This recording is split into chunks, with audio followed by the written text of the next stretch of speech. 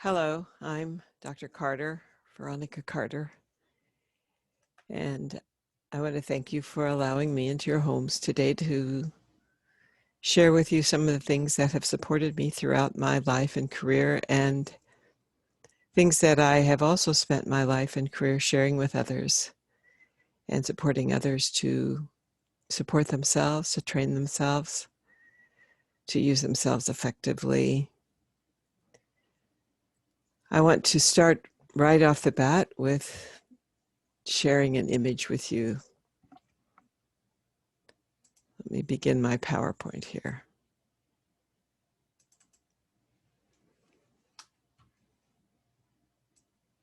First thing I want to share with you are these lovely pictures because they represent much of what I have learned and what I hope you will get a tiny taste of as you not only experience today, but take it forward with you and ponder some of the things that will support you going forward.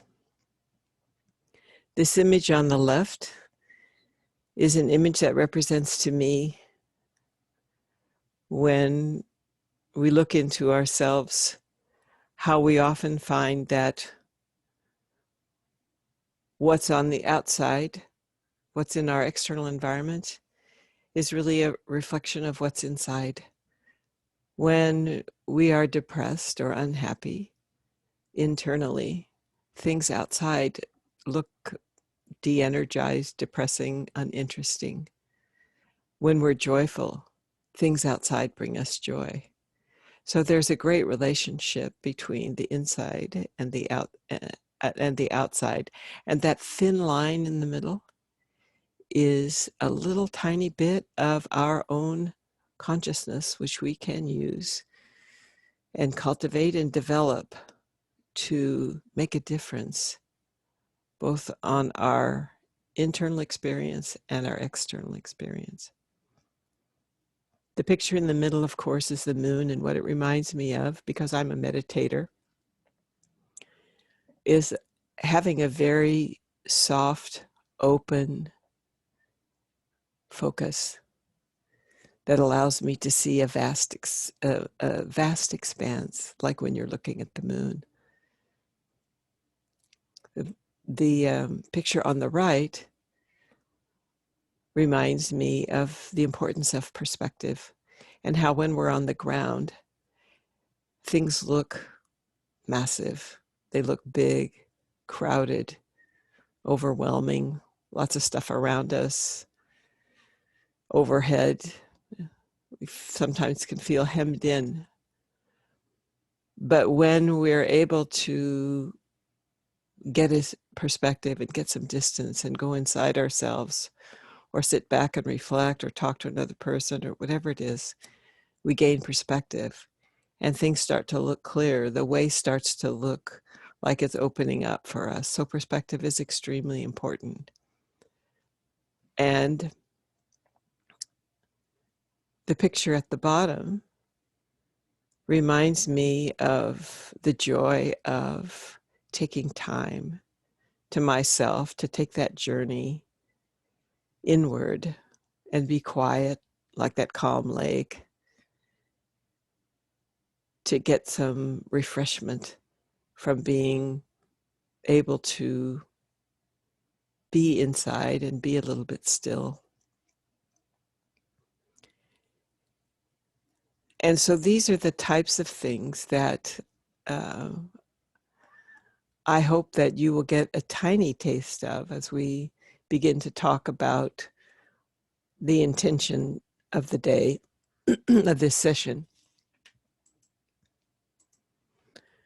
which I've entitled A Simple Path for Making a Difference.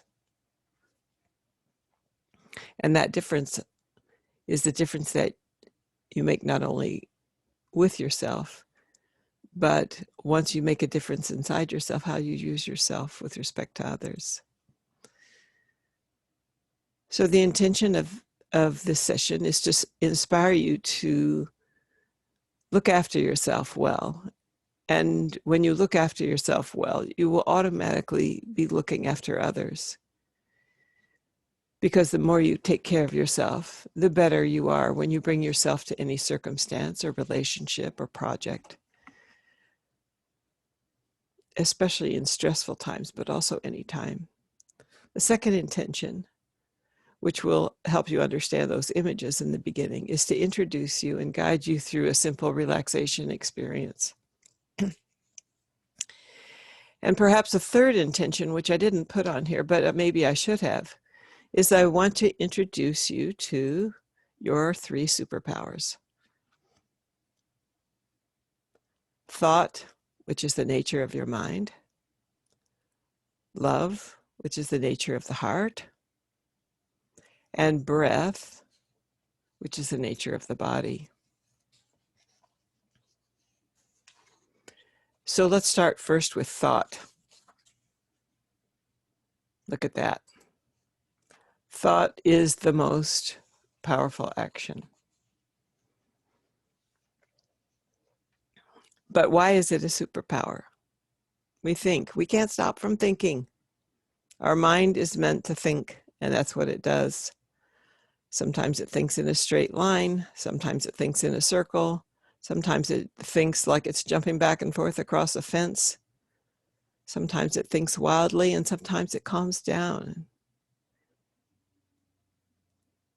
But why is it a superpower? Why are any of these things a superpower? And the reason that I call them a superpower is because they are like superpowers in that they're hidden in plain sight. Superheroes who have superpowers, they have them from birth. They usually don't know they have them. And when they happen upon an instance where the superpower makes itself obvious or apparent, they think, oh, that's cool. How did that happen? Wow. And they don't actually discover that these powers that they have are superpowers until they meet with somebody who sparks an interest or who sees it in them and helps them to identify it. So hoping I can do a little bit of that today. Because all these things, yes, we are all born with. Yes, they're happening automatically. But when we bring our awareness and attention to them, they can really serve our purpose instead of us serving them. So let's go back to thought. Thought is the most powerful action. And why do I say that? Well, every action begins with a thought, begins with an idea, a sense, or a picture in our minds. For instance, if you're sitting at the computer and suddenly you become aware that you're not thinking straight, or you're not getting anything done, or you keep going over the same thing, and you step away for a second and your attention goes to your body and you realize, wow, I am starving, or I haven't eaten in 3 or 4 hours, or I'm thirsty. So that's an important awareness, but most importantly is that until you get that picture in your mind, you really don't move to action. And without a clear picture, sometimes it's very painful to not know what you want or need. But once you get a clear picture, it mobilizes you to action. And we are hardwired to move towards the pictures we create. There's a lot of stuff lately about positive thinking and doing mental activities to sort of exercise and do a physical activity, but only do it with your mind to support yourself in your sport, or a lot of dance, or whatever it happens to be, that you can support yourself by simply holding particular pictures in your mind. For instance, one of the examples that comes to mind is a parent who has a child who's just old enough to walk across the room with a glass in their hand. And a really wise parent who understands this stuff will say to the child, hold on to that glass. And instead of saying something like, don't drop the cup, or don't spill that water, and because Sigmund Freud, which most everybody knows who that is, the father of modern psychology, discovered many decades ago that the unconscious doesn't register a negative. So if you say, don't drop the glass, the picture in your mind that your subconscious registers is drop the glass. So your subconscious will always organize you to follow that picture. And your conscious mind has to work against that picture. So you are already setting up a little trouble for yourself, because we are hardwired to move towards the pictures we create. And therefore, we want to keep uppermost in our minds what we want to become, what we want to move towards. The last thing I want to say is that you never know when your thought will be that final thought that is like a snowflake that breaks a branch, or that final thought that brings a new conversation in a family, or a new way of thinking in a community. So, what are the elements that we have to bring some influence or control over the superpower? And I shouldn't use the word control, because it's really more appropriate to say influence. So what influences and brings power to our thought? The first thing is simply attention. Attention will magnify our thought and amplify our thought.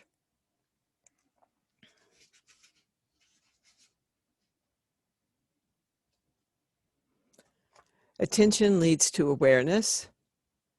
Awareness leads to choice, and choice leads to action. Awareness is often self-correcting, like the example I used about sitting at the computer and realizing you're hungry, and then you move to fulfill the need to correct the situation so that you can return to the work that you need to do. There's a famous tennis player, Martina Navratilova. She was the world's women's champion for many years, and was once asked how she managed so successfully to be everywhere on the court where her opponent had hit the ball. And the interviewer said, oh, were you, watching her strokes, or watching her footwork, or how did you know to just seem, it seemed like you knew everywhere where to be, that you should be to return that ball. And she said, I only ever pay attention to whether or not I'm paying attention.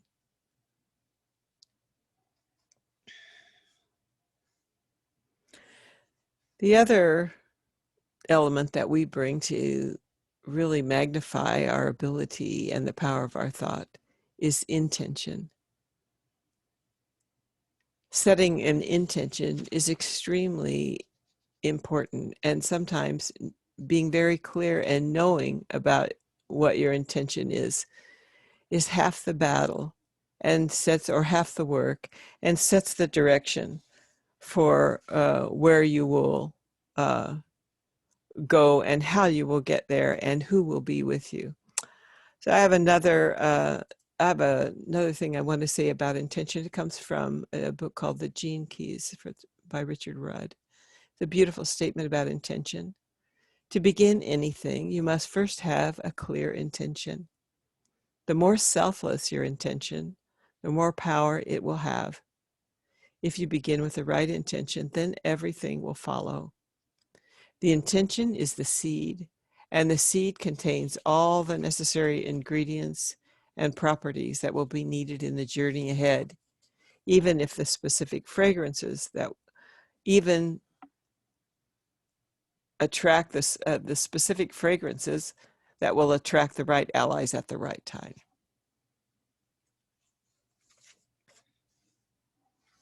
So what's our next superpower?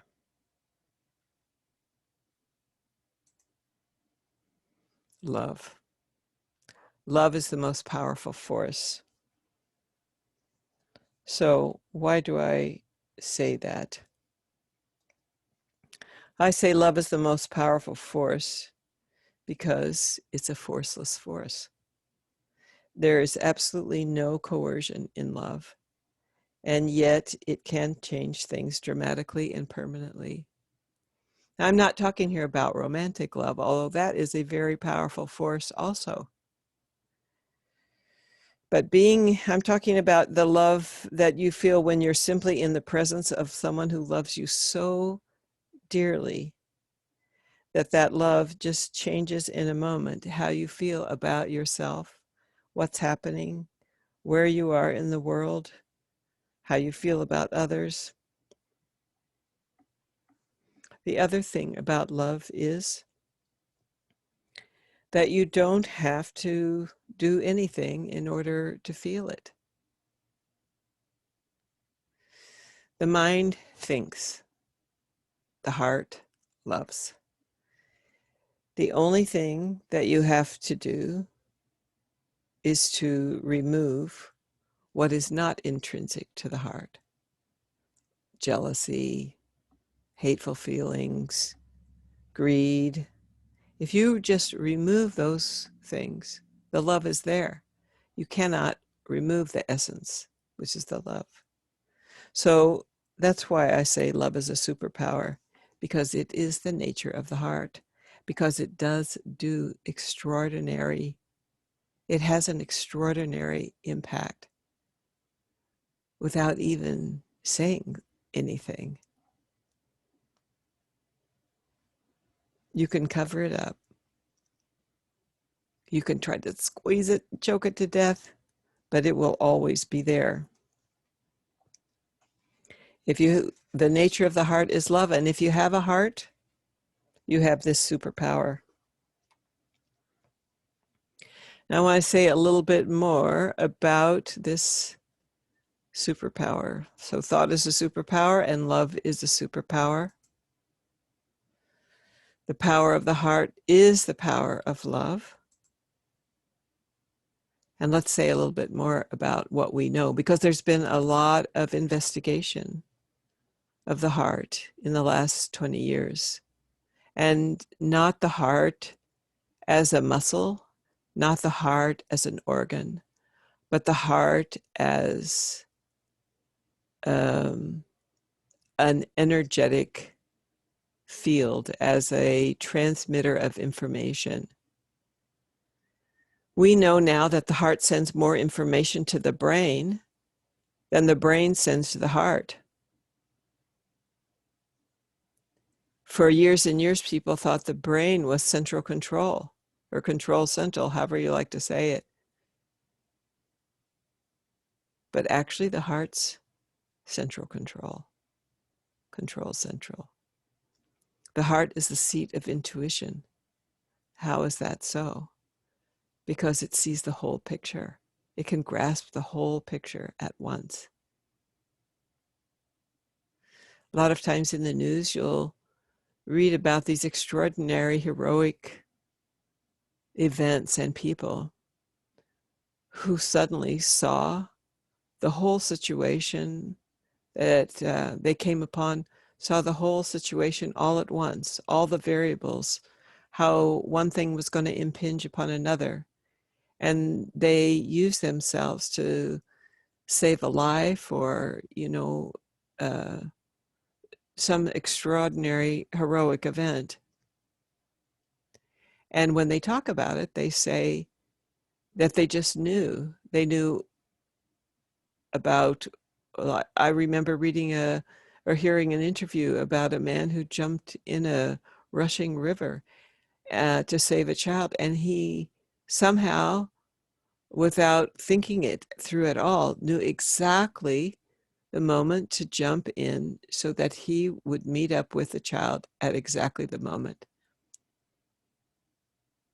I attribute that to the knowing, the intuitive knowing that emanates from the heart's field. The other thing, because it is such an extraordinary,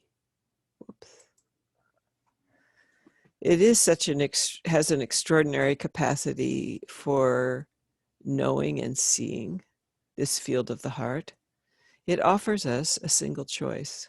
When we're faced with a decision, many times we can make all kinds of lists of the pros and the cons, the practical things, and yet we still don't know exactly what's the right thing to do. And if we ask the heart does not give multiple choice. It gives a single choice. You may have a decision to make where the pros and the cons are weighing out at 51% and 49%. Or even and those situations often feel like they're a 50-50. But you ask the heart, once you look at all of the analytics about it, if you ask the heart will give you a single decision. What we know now is that there are brain cells in the heart, and that the heart has a brain of its own that functions independently of the brain. And some people refer to it as the heart brain. So here's one of my favorite images. This is an image, and it's not even a great one, but it's the best one I have for showing this type of thing. This is the electromagnetic field of the heart, this image. So let's look at what this is all about. Our heart's constantly beating, and when it beats, it generates an electromagnetic field. The field is always going, always moving, turning. It's dynamic. It envelops the entire body, and it permeates every cell of the body. It radiates outside of the body in all directions and can be measured 8 to 10 feet away from us. It is approximately 5,000 times stronger than the electromagnetic field produced by the brain. And I went to a lecture by a gentleman who's a specialist in all of this. And he said, one of the reasons why we say 8 to 10 feet is because that's the farthest that the instrumentation will measure. It could be much bigger than that. So what about this? Why is it so significant? Because our thoughts and emotions affect the heart's electromagnetic field, which energetically affects those in our environment, whether we're conscious of it or not. So when you walk into a room, your heart's field is going to be affecting and interacting with the fields of other in the room by the time you're within 3 feet of them, or 6 feet of them, or 8 or 10 feet perhaps, because they also have a field. And this field is constantly changing according to our emotions and feelings. And others can pick up, and we can pick up on the quality of emotions through this electromagnetic energy that's radiating from the heart.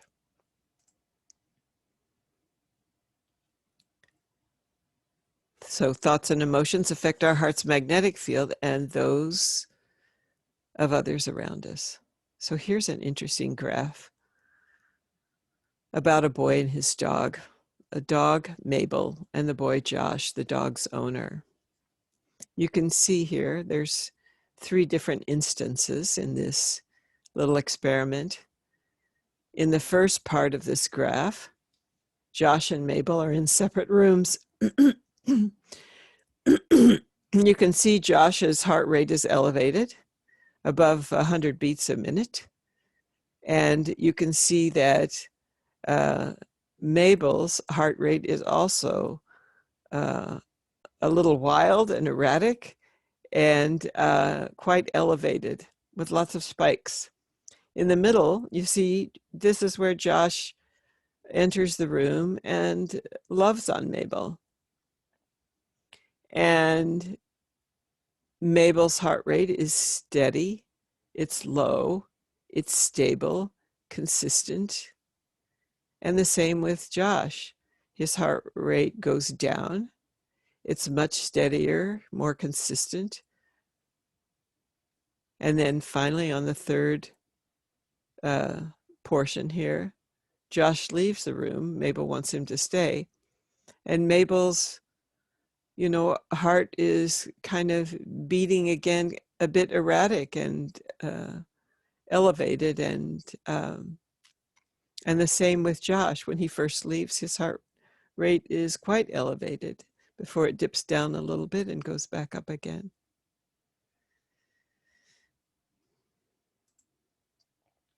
Here's another interesting graph. On the left, you see the heart rate of someone in a state of frustration. And on the right, you see the heart rate, much more stable, almost like softer, it seems, much more consistent when the state shifts to a state of appreciation.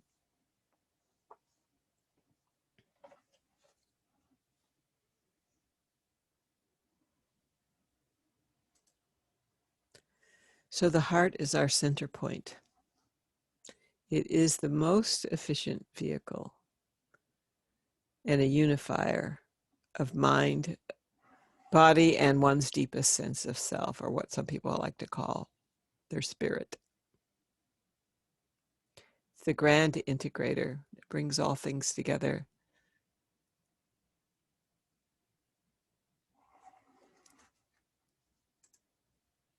So the third superpower.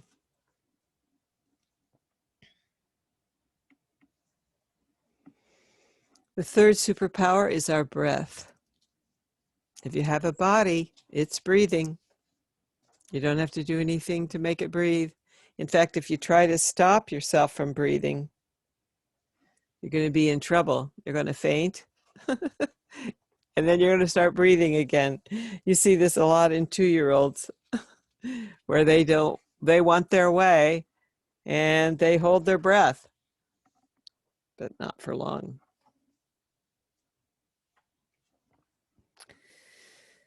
If you reduce your breath or constrict your breath, you reduce your ability. This is a very common sense slide. Most people know this. Most people know what it feels like to feel anxious. When you're breathing fully, you increase your abilities. It affects your mental ability, your ability to be clear. It affects your muscles. It can, if you don't breathe well enough and full enough, you can cramp up your body. And one of the greatest health risks we know now, and we've known for many years, is stress. And we're in probably one of the most stressful times our country has ever been in, for decades.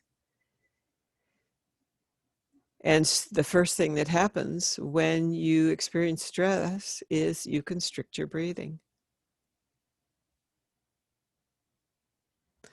So if you don't want to cry, you can kind of restrict your breath, constrict your breath. If you don't want to feel certain things, you can constrict your breath. Because when you clamp down on your breath, what you also do is reduce your ability to feel.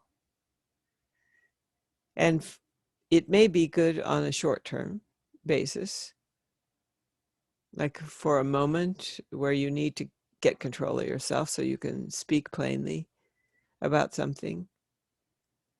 But if you do it on a regular basis, you not only constrict your ability to feel uncomfortable things, but your habitual pattern will restrict your ability also to feel joy and to feel lightness. So breath is nourishing to the body and nourishing to the spirit, the mood.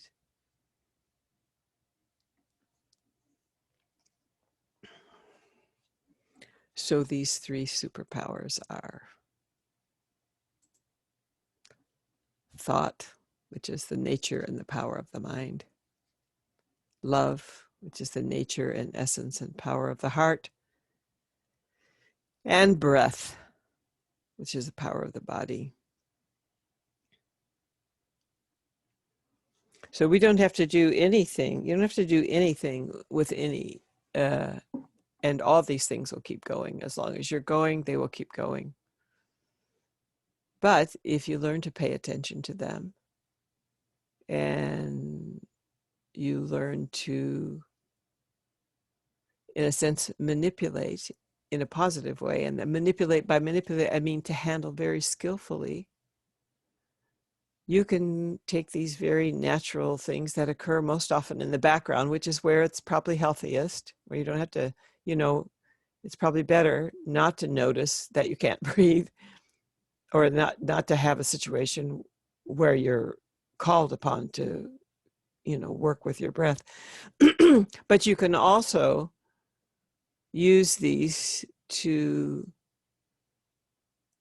support yourself having a good, healthy, steady mood, a good, healthy, steady frame of mind and heart and body.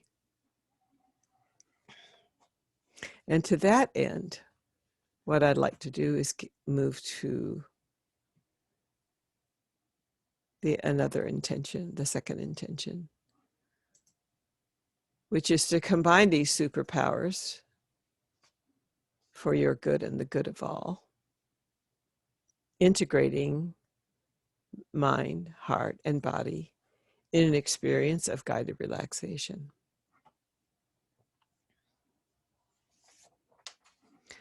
So first, let's get your space ready. If you're not in a quiet space, take a moment to get your space quiet. Close the door. If you have an animal, put it out of the room or put it in another room where it can't get to you, jump on you, or bark for something. Silence your devices and have a paper and a pencil or pen handy. A lot of times when people go into a state of relaxation, they might have an inspiration, or they might remember something important, or different things might occur to them that are important to remember. And sometimes when you're in a state of relaxation, when you come out of it, it's important to, if something occurs, to write this thing down. Because just like when you're in a dream, when you're waking up from a dream, you might remember the dream as soon as you wake up, but move your head a little, or your body, or open your eyes, or look at the clock, and the dream is gone. So, so have that handy just in case you want to write something down.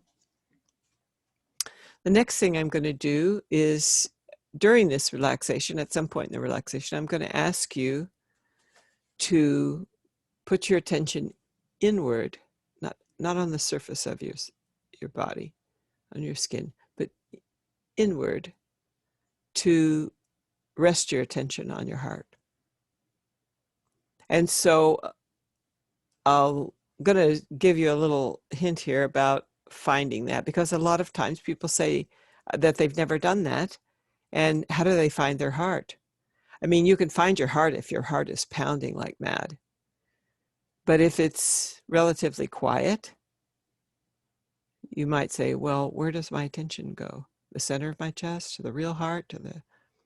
So I'd like you to experiment just for a moment by taking your hand and putting it over your heart, like you see in the picture.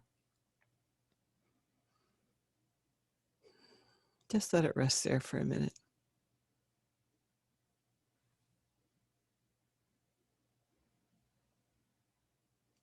If you were to stay here for a few more moments, or maybe even already, as soon as you put your hand over your heart goes to work releasing oxytocin, the very organic thing.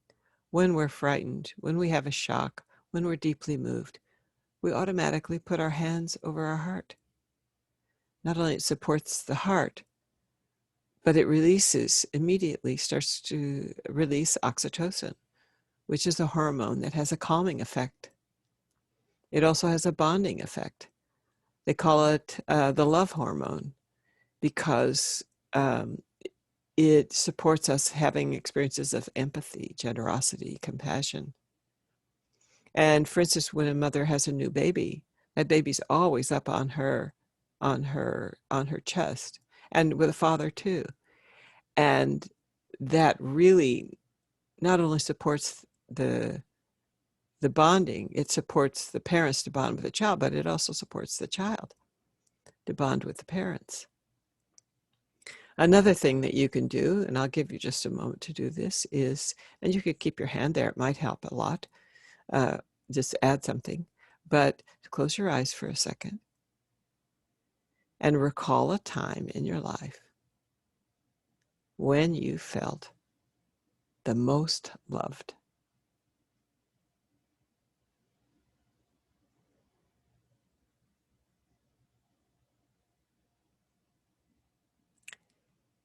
Generally, you will have some experience emanating from within,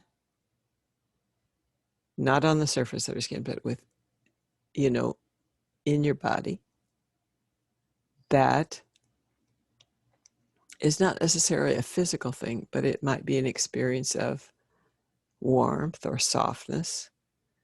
So when I say to rest your attention on the heart, you can rest your attention where you feel the heart beating. You can put your hand on your heart and help you guide yourself inward, or you can recall a time in your life when you felt the most loved. And let that guide you and draw you inwards. Okay? So there's three things that happen when we do relaxation that you want to have happen. One is you want everybody to feel grounded. What that means is you want them to feel connected enough to their physical environment that they feel safe, that they feel in harmony with the environment, and settled. You want them to feel centered, which means you want them to feel connected enough with themselves that they feel a sense of inner cohesion or some sense of inner unity where things are working together, not at odds with oneself, but together with oneself. And you want to feel connected to something that feels higher, highest, important, bigger than yourself. So it could be love, could be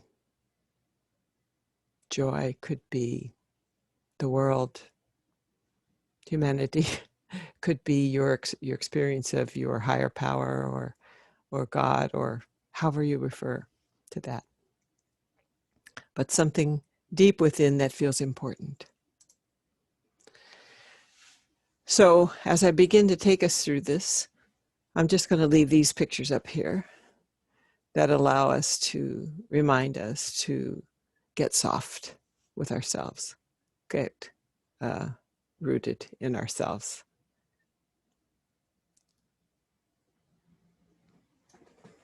Okay. I'd like you to close your eyes softly and gently.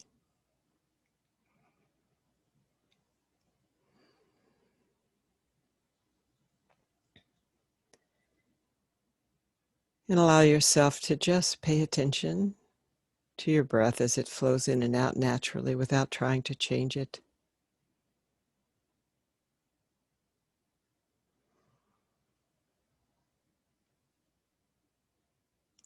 And if you notice that's a little constricted, breathe in through your nose and exhale through your mouth. A long, full, generous exhale.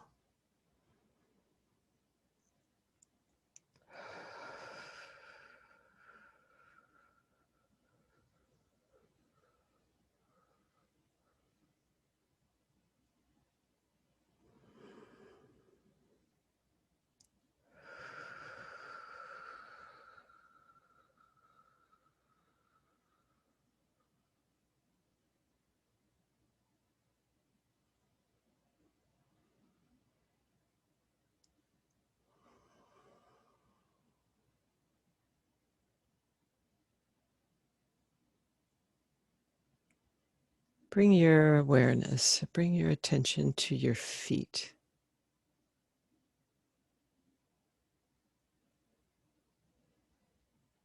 Let's ground ourselves and imagine that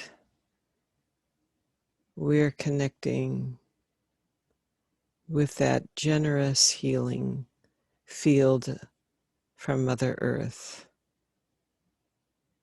and allowing it to gently enter and relax our system from our feet. And imagine that it just is gently moving up your legs, through your knees,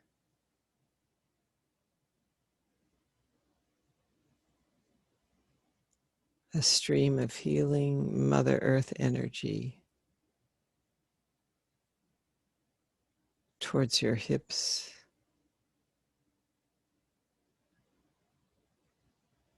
gently moving into your torso.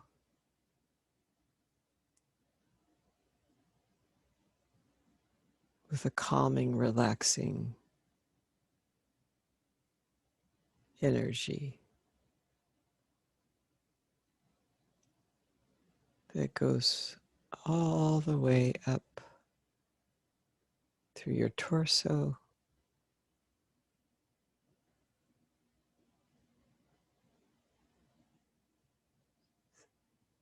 down your arms,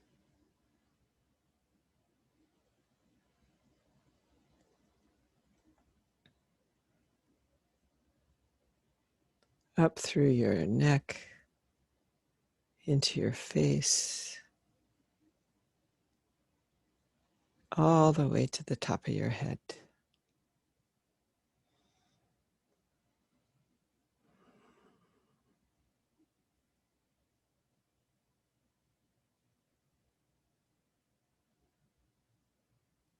Now bring that same energy from above, and let's go back down the body, gently scanning down your face, your neck and shoulders,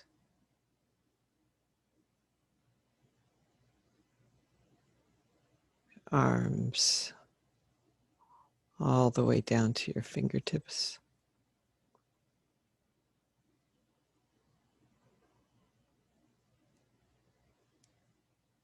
Down your torso, moving through your chest and your belly, through your hips, and down through your legs, feet, and out your toes.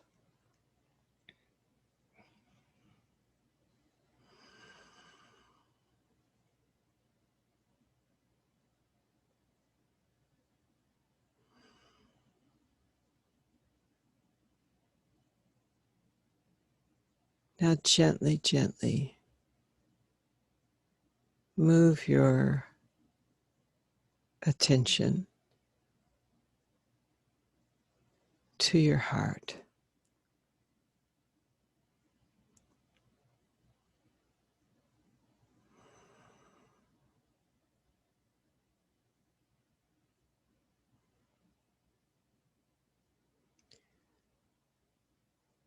Imagine that the breath that you're taking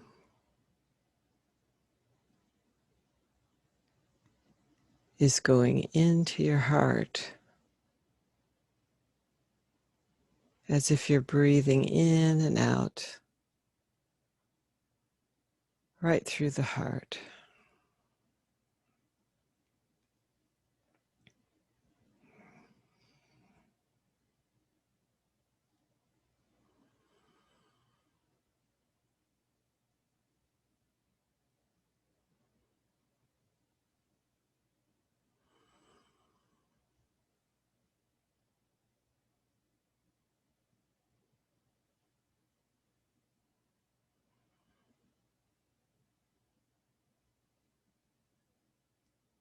Now let your heart remember a time when you felt so much love,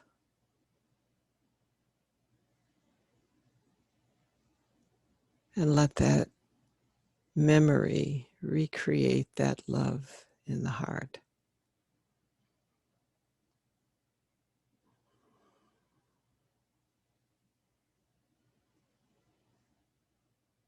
If necessary, put your hand on your heart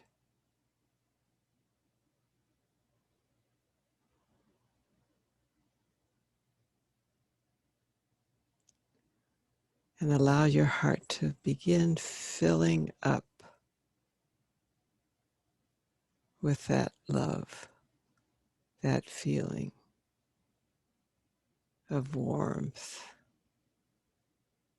and goodness.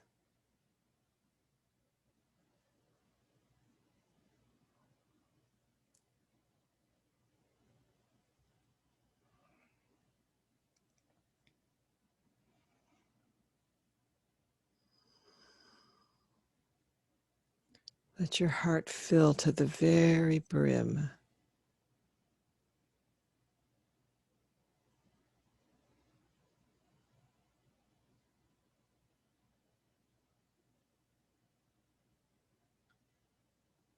And then if it feels like it's going to be so full, let it just gently flow over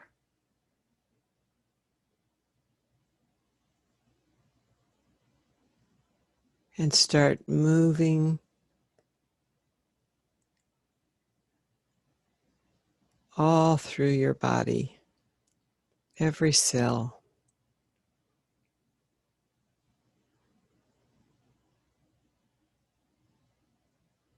like a beautiful aroma or the smell of a beautiful flower. It's just permeating your entire body.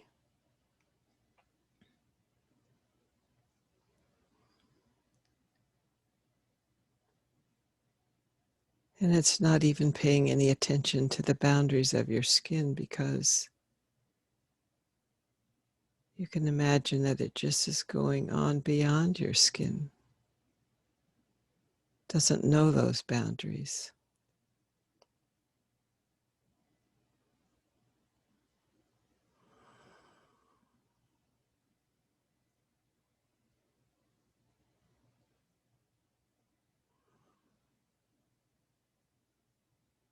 Is relaxing and softening your whole system.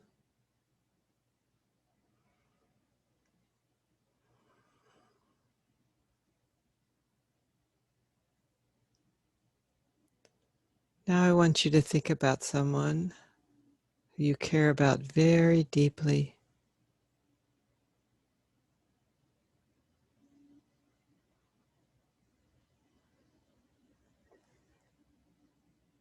And imagine that the love in your own heart is so contagious that The love in your heart is filling up the love, filling up their heart also with love.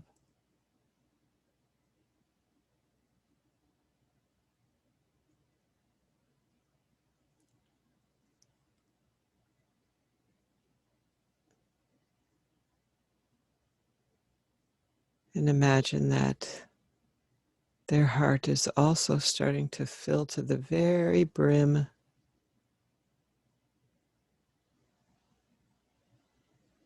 and it's starting to overflow. And it's starting to affect the people that they're close to,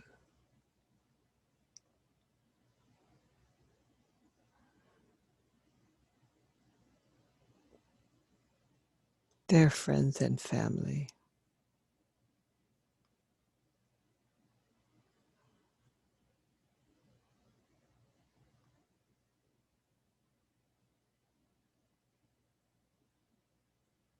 And let this just go on, because you can.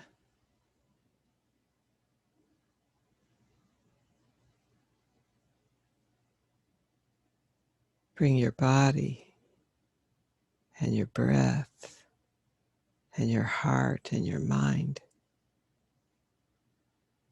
together to reactivate a deep love in yourself that you've received and that you have for others.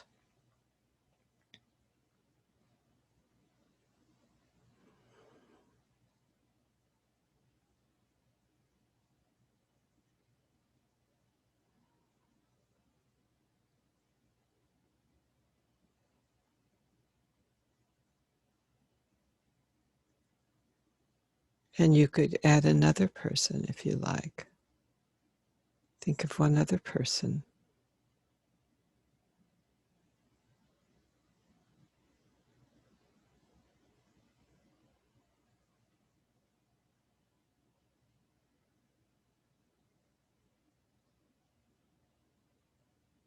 And imagine their heart also filling with love. So much that it's brimming over. And it's affecting people they know and love who are close to them.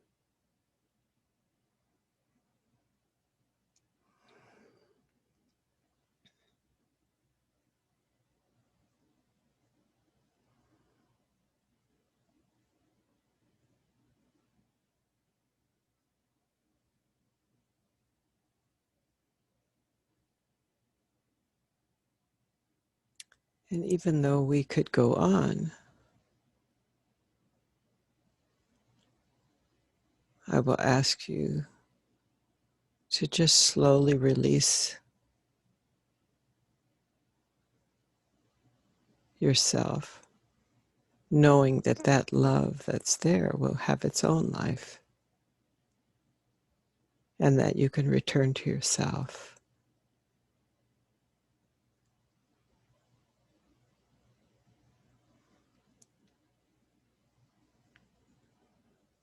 And your heart.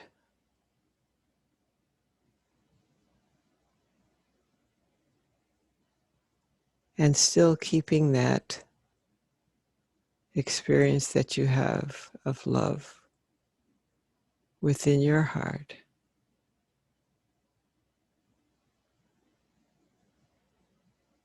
Let yourself feel grateful for who you are and what you have.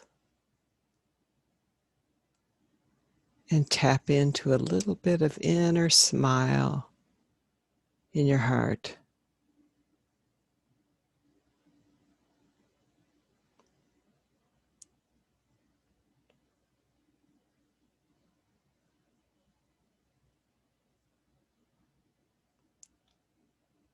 knowing that you can set your love on a course of good for yourself and others, using your body, your breath, your mind, your thought, and your generous heart.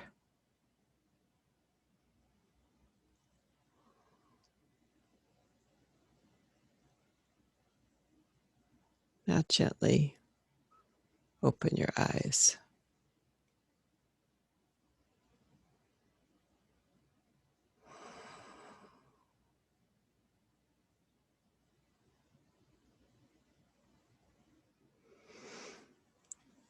And bring yourself and your attention back this way.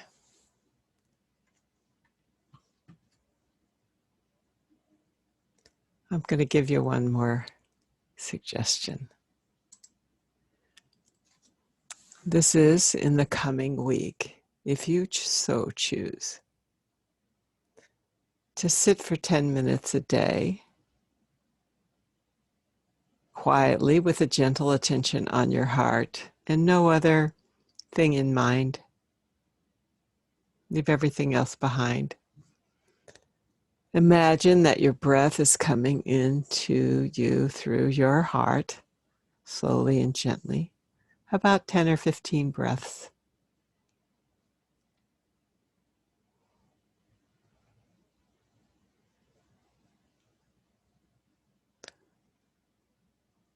And think of someone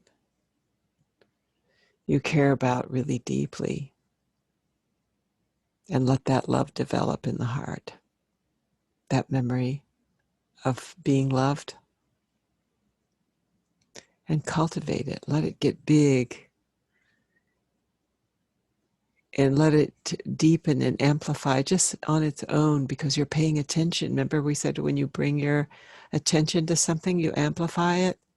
So just bring your attention and be like sunshine on something. And take your time, don't rush.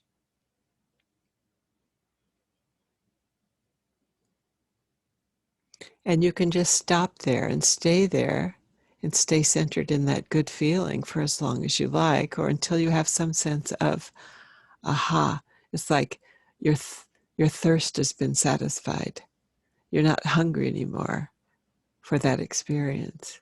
You've let that memory and that love and that re-experiencing that nourish you, and you can then bring it to a natural close. The other thing that you could do is to take it a little further and think of one or two people you care deeply for, and imagine that warm feeling expanding and filling their hearts. But go slow, be gentle, and let it develop naturally. You can't force it. Remember we said love is a forceless force? You can't force it on yourself, and you can't force it on anyone. Imagine their hearts filling to the brim with love. And then let your heart be your guide. If that's enough, then you stop. If you like to go on, you can send it to another person, or more than one or two, as you're inclined to feel, until that sense of contentment arises. And then don't push it. Let it be, and bring it to a close naturally. And finish by allowing that love to gently turn towards your own self, with feelings of love and gratitude for who you are and what you have. And then let yourself kind of marinate in that good feeling of that experience, and letting that good feeling fill every cell. Because remember, that heart's field does fill every cell. So what you're doing, though, is you're getting behind nature. The wind is at your back. You're getting behind nature and going with it, but bringing consciousness to it so that you get the joy of it. And one thing that's not in here, which I should say, is Remember in the beginning to ground yourself and get the support of the earth beneath your feet.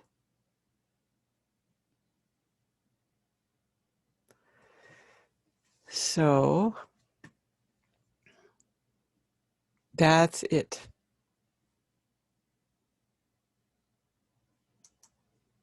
I thank you very much. And I don't know how to quite switch myself back to the big picture, but I'm up here in the corner wishing you the very best. Oh, here we go. Stop this share and say goodbye.